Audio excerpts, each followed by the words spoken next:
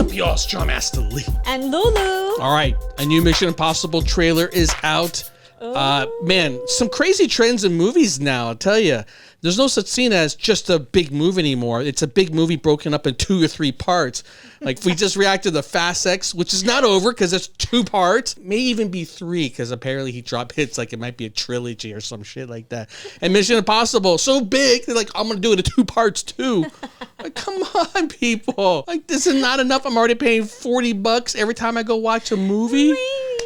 And that's like, trying to sneak in my own, like, food, right? If I had to pay for popcorn, I got to give a kidney. It's too much. Oh, my God. Another Mission All right. Impossible. This one is... The funny thing about Mission Impossible, which maybe it's just because it's Tom Cruise and people love Tom Cruise and they give him a lot of credit for, his action sequences. But, right, this series versus Fast and Furious series, really, at the end of the day, they're both big and dumb. Like, this may come across like it's sophisticated, right? But really, at the end of the day, the storyline is just there to serve one action sequence after another. And at this point, do you even know what happened in the last Mission Impossible plot point for the last 5? Well, go for it. Any one of them. Like, I can't. They're all so confusing to me. It's like someone betrayed this. Ethan's got to do this. He saves the day, and that's it. You know what I'm saying? I was just thinking about it because I'm like, yeah, this is such a great series. But I was literally just bashing Fast and Furious for just how dumb it's got and how ridiculous the action sequences has gotten. And then, yeah, this one's actually in the same boat. At this point, it's just lead actors' fancy for just pushing the limit further and further and further. Oh, yes, I'm buying it. Okay, yeah. I'm trying to be, thoughtful in my analysis, but she just wants the hotness, huh? The hotness. You just want to ride Tom Cruise. Yes.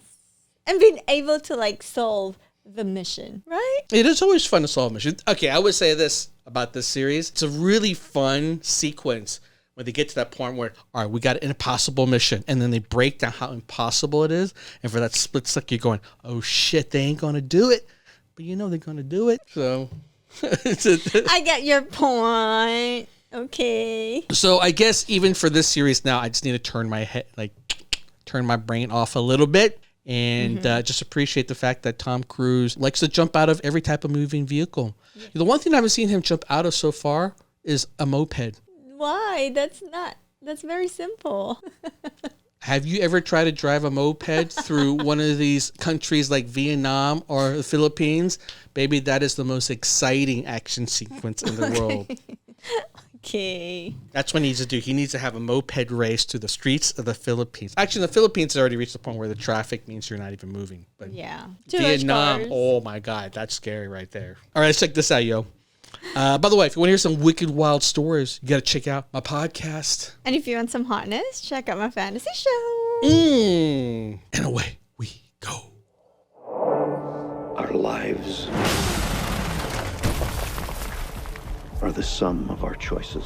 That's too close to the edge for me right there. And we cannot escape the past. Ethan, this mission of yours is gonna cost you dearly. God, he's so good. The world is changing. Truth is vanishing. War is coming. It's been a long time, friend. You've no idea the power I represent. It knows your story and how it ends.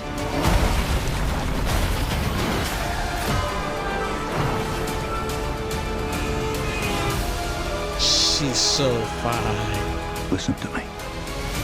The world's coming after you. His fate is written.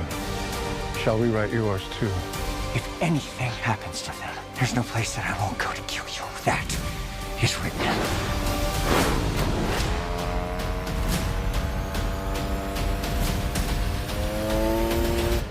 Whee! Ethan, what's your objective? What's your ultimate objective?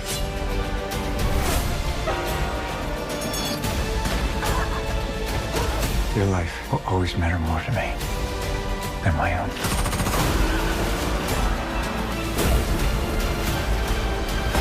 Oh, shit. Wow. That was cool. None of our lives can matter more than this mission.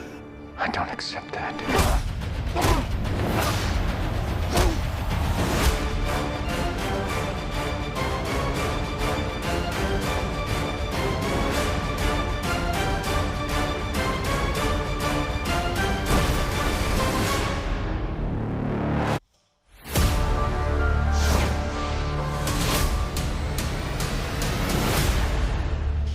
Damn, Part that one, baby. soundtrack, baby.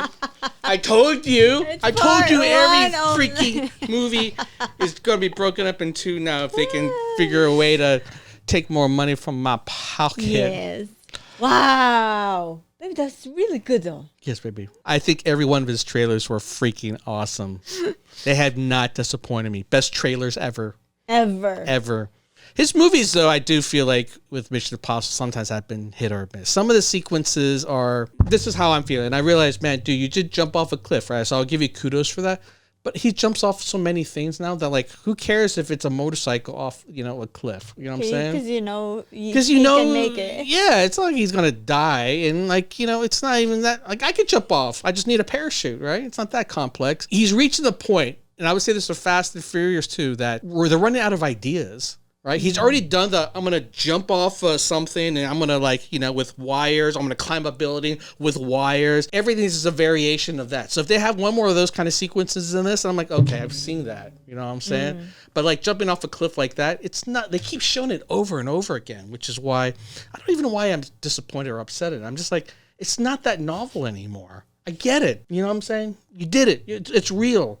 But that's your fancy. I want something more. I want you being chased by ninjas on a motorcycle gang, and they all jump off with you, and while midair you're fighting ninjas with swords. That's what I want now.